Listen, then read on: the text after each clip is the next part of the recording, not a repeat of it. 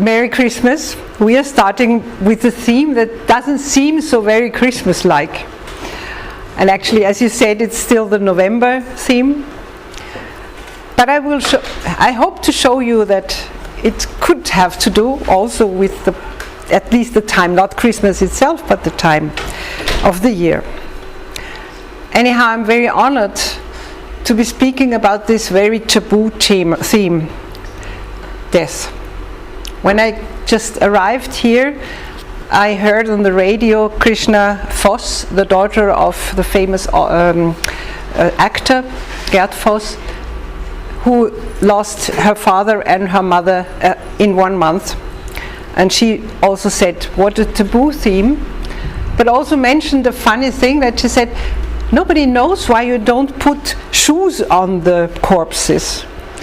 And she was explained that unless they are not much bigger than your usual foot size, you would break the toes. That's why they don't put it on. Because her mother died in December, and she said she would be freezing, and that's why she wanted to put some shoes on her. In October, I don't know who was there, my son was already referring to you, and he was talking about the firsts. So today I'm going to talk about the lasts, or maybe everything in between. The end of the year for me sounds suitable also for the theme death, because it's anyhow it's the period when the year ends and we tend to reflect what had happened all the year through. Also the media is talking about it. But we also think about the new beginning and make efforts and think, oh, this I couldn't do, I will do it in the next year. So for me, it fits very well for this ending perspective, because death for me is not an ending, a final ending, but it's only, sort of life is just a period of a whole existence. And of course, we have many ideas and visions how it would be afterwards, but nobody can really tell. Nature gives us a good example. It is saving all energies in winter, preparing for a new start in spring. And in one of my fairy tales, I am telling, or I have a Christmas tree, talk about this cycles of dying and rebirthing. He's a Christmas tree, and of course all Christmas trees at the end are left somewhere on a place where they are taken away. And he had lived through a lot of lives of Christmas, being a Christmas tree. And he wants to once be a tree who can stay in the wood and not being cut to be a Christmas tree.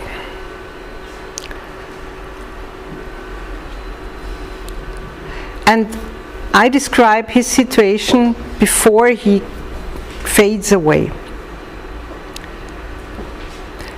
Der Baum war müde geworden, er kannte dieses Hinübergleiten bereits und wusste, nun folgte eine Zeit der Ruhe, des Entschwindens, ein Gefühl des Zusammenziehens, so lange, bis er sich ganz klein und fest fühlte. Danach passte er in ein Samenkorn und fand seinen Weg in ein neues Leben. Und dann wollte er mal kein Weihnachtsbaum mehr sein.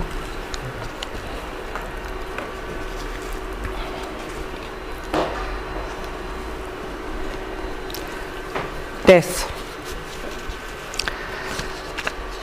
It's a theme as large as the universe. We could talk about it for ages. Thousands of artists have been writing, painting, composing works about life and its end. As I said, we could speak about it for hours, for weeks, for months. never ending. And very often we don't do it. So I thought we could make it short. I'm a bit of an expert reducing contents to the essential point. Already as an 11-year-old schoolgirl, I loved an exercise where we had to reduce the whole content of a story into one sentence. Becoming an artist also meant to sketch the essence of a body, to transmit the work of weeks into one picture, to tell the essence of my thinking in a story. My work as a numerologist also opens the insight on a person's main characteristics and points out his or her basic topics. You see one of my stage designs. I will talk about this a little bit later. It's all about death in this story. And again, everybody knows the story of Hamlet. And there's also a German thing I have to say, I don't know if you know it. Nestroy once said about Hamlet, Kinder ramst die Toten weg, ich kann die Schlamperei nicht leiden. It's also a way to deal with that.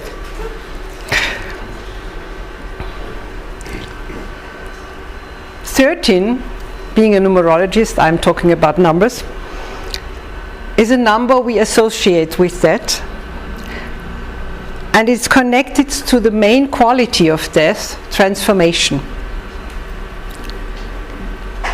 In nature, everything that fades away is giving life to something new.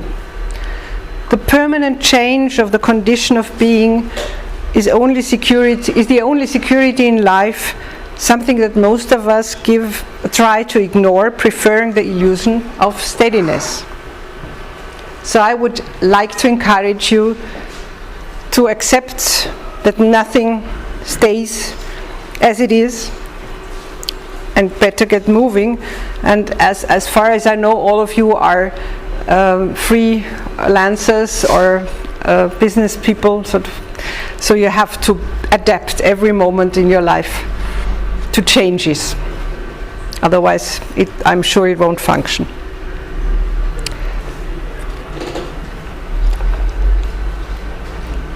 In my second book, I wrote 2 books about die Rauhnächte, which is the period between actually midwinter and the 5th of January, so the Christmas period. And they say that the doors to the other world is open, and that the ghosts can come in, and the old goddesses, and also old gods, because also Wotan is one of them. And I wrote 2 of it with fairy tales. I'm writing them intuitively, so I never know at the beginning what story I'm going to tell. It just develops by writing. There I'm telling a story about a man who has finished his life. He has done everything, he has lived everything, and he goes into the wood to wait until the Mother Earth takes him back. Nun war es an Mutter Erde, sich seiner anzunehmen. Sie sollte ihn aufnehmen, verwandeln, seine Eingeweide zu einem Teil der ihren machen. Sie, die immer da war, sie, die alles wusste, sie, die alles ertrug. Aus ihr entsprang Leben in allerlei Gestalt. Sie nahm es wieder zurück, ließ es zu Neuem werden. But as dying is not always so easy, it takes a little bit, some time. But finally, und dann, ganz unmerklich, war er aus sich herausgeschienen, hatte sich in Licht gewandelt, umgab sich selbst und erfüllte den Wald mit seinem Leuchten, das alles überstrahlte. The fairy tale of the Sleeping Beauty, I guess everybody knows it. Is there anybody who doesn't know the Sleeping Beauty? Oh, you do. Everybody knows it's about death or not dying. And in my latest book, where I'm talking about night and sleep, and of course, sleep is, we say it's a brother of death, or the ancient Greek said so. Now we know we are very awake actually during sleep, but for us, as the consciousness fades away, it might seem a bit like dying. And in fact, my father, he always wished to be sleeping away, and that's how he died. And my father's corpse was the only corpse I have ever seen in my life. And for me, it was I was actually much too young. I was 23. And I saw this corpse, and for me it was really like the person, the soul, the spirit is gone. It's just the outside. That's not the person anymore. And it was, I felt him around me at the beginning, the first weeks. I was like, this one can go, no matter where it ends, if in earth or burned or so on. This is another state.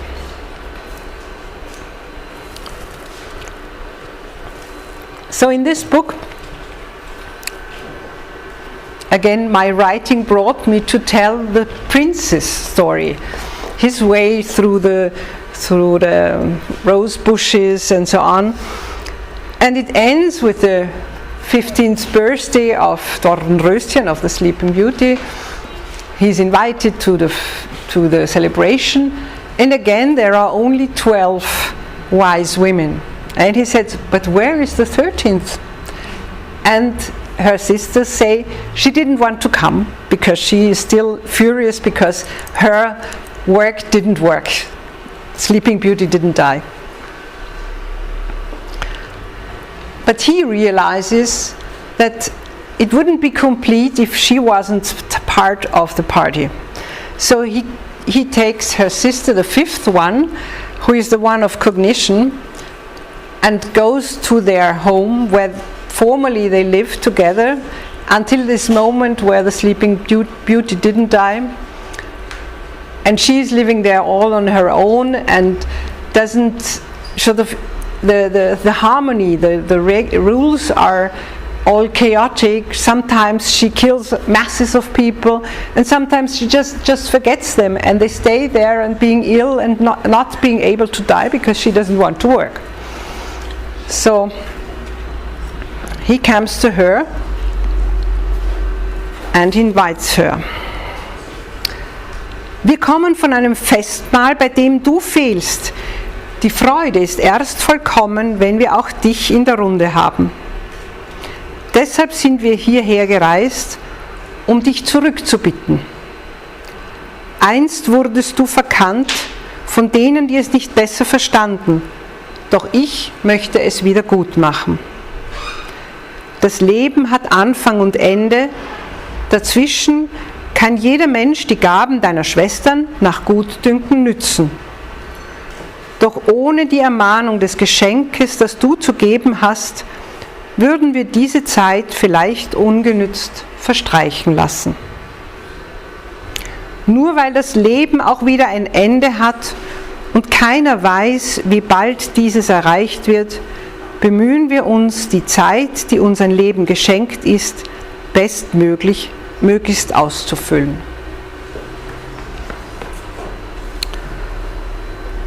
This is his invitation. And I think the best way to face the reality of measured time, of hardly anyone knows how long it's going to be, is to be attentive to using time as a precious gift. Doing more of the important instead of the urgent. I hope you can remind this sentence, because I'm thinking about this very often. We are so busy doing the urgent things and the important things. I had a friend whom I've known since my 19th birthday. So not a very dear one, but we always kept in contact, and I bought my cars from him and so on. And then, like 1 year and a half, he had a severe accident, and last month his former wife called me and said he had killed himself in August. And all this year through I thought maybe I would call him. I mean, it wasn't so important, but now I can't anymore. Maybe it would have been helpful for him.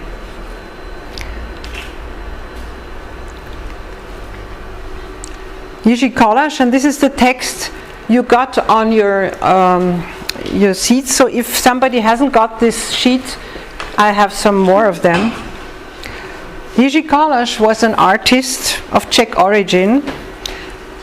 He spent the longer part of his life in the Paris exile, and he wrote the following poem already long time ago, which impressed me and still impresses me, and for me summarizes essentials. Niemals mehr.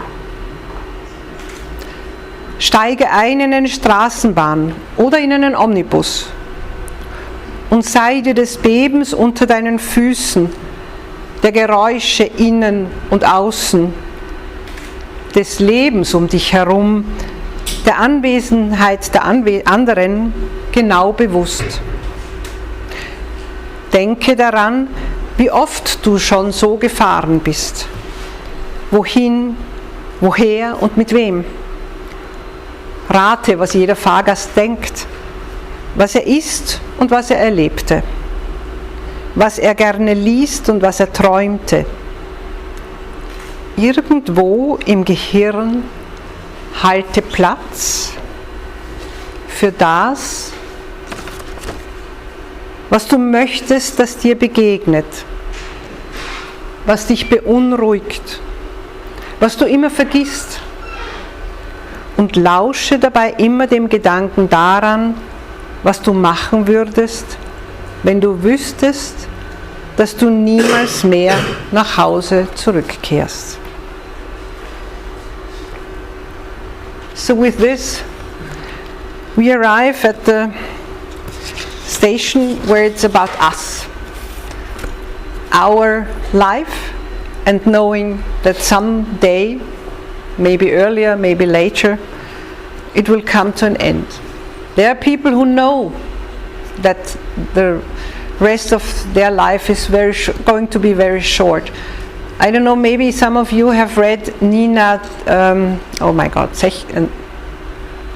I tried to remember the name and I forgot it, I'm sorry. In Facebook, she continuously told her community about her slowly dying with ILS. Do you know what ILS is? All your muscles stop working until at the very end only your eyes can work, so that's how she could deal with a computer, and she couldn't swallow anymore, so she had to be nourished, and then sometimes breathing stops and she's dying. And she even said, she wrote down, "Now I'm saying goodbye to you." And these people very often were a very precious gift for those that keep on living after this.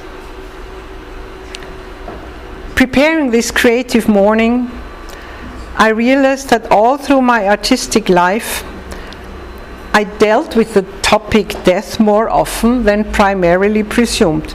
In fact, I looked at my homepage, creativelife.at, and I said, oh my, most of the scenes of plays I had done stage design deal with death, like Harold and Maude, Hamlet, Lotte English Damenbekanntschaften. I don't know if you know it, but there is three short plays where always a woman calls the husband in a very tricky and funny way.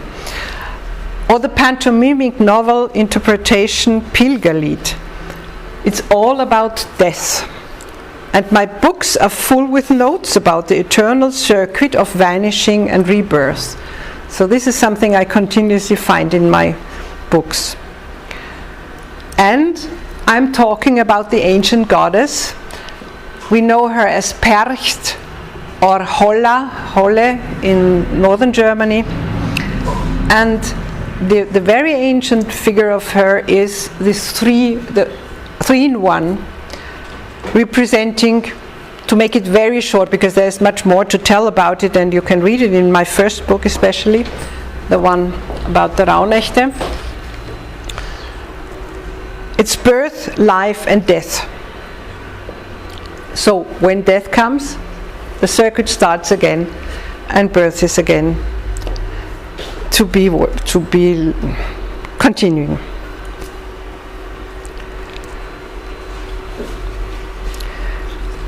And now I come to the reason why actually I'm here today.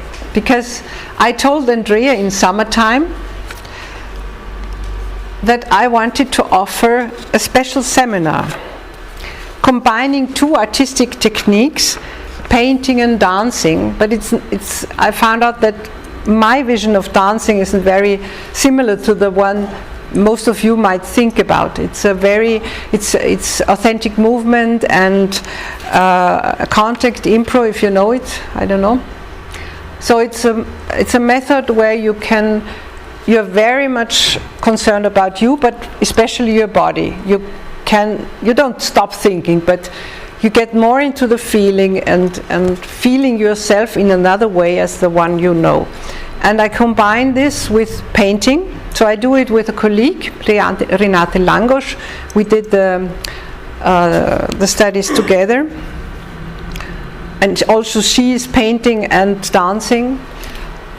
And through the movement you go into painting, and this way you can paint your cloth that at the end of your life you would like to give to those that follow, to tell about you and your lifetime, hopefully about your joy. But doing this work, you can for yourself summarize and see what was good, what could be done better still, instead of waiting until the very end. What is still missing? Is there anything missing? I had this experience when my sons, and now they are very adult, like 33 and 36, but when they were starting to get adult and out of the house, I said, I've done my duty. So everything that is coming is just fun. And even if it's not so funny, it's my feeling, and I don't think it's terrific or everything can be solved, because what? If I go, I go. The only thing I have to do is to check my chaotic situation at home. I don't want to leave it to my sons. This is still a thing I have to do, so I have to live a little bit more time. But I'm very willing to also become maybe 90. It's very often when I'm talking to people who fear death, they don't fear death, but the way towards it. And this is also something I would like to show you in this seminar, and I'm always telling also people, the way you live has an effect on your way of getting ill or not getting ill, and of course how you then finally leave this material world. Who knows if you're still there or not. And I want to encourage you to tell you that it's not making sense to wait until a stroke of fate urges you to pay attention to your way of life and your preferences. This doesn't make sense. So you are very young, you still have, I hope everybody of you has a long time. And so be careful about it, about every minute of your life. It's very precious.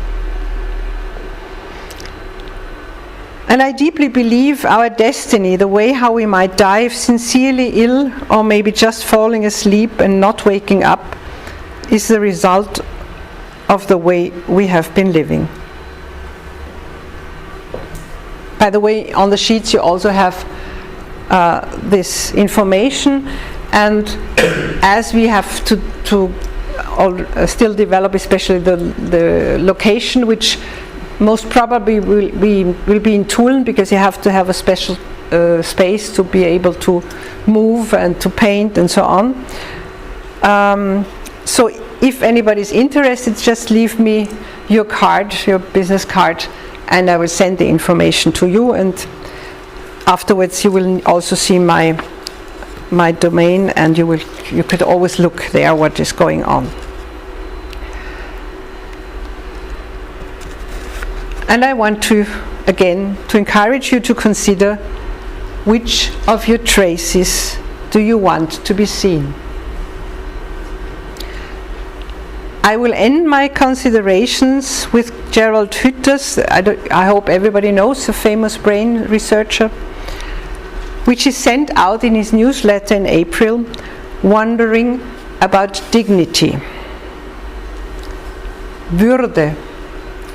Hier interessiert mich, was das eigentlich ist, wie sie entsteht und weshalb wir so vieles zu tun bereit sind, obwohl es unsere Würde zutiefst verletzt. Wieso wird so viel davon geredet, in Würde zu sterben, wo es doch viel wichtiger wäre, unter Wahrung seiner Würde zu leben? These are the organizations and my own business I am active in, and I dearly invite all the ladies, all the women in here. If you're interested, I have also these business cards with me. It's the organization Frau im Fokus, and it's our 15th year now. We do a lot of networking and especially very interesting business breakfast terms. So on the 10th of January, the new chief of Puls 4, Grois Horowitz, will be our guest. And every month there is another very special and very interesting businesswoman, who will talk it's in the Café Museum, and it's a small group, so there's really the possibility to talk to her very personally, and it's a setting that everybody likes very much.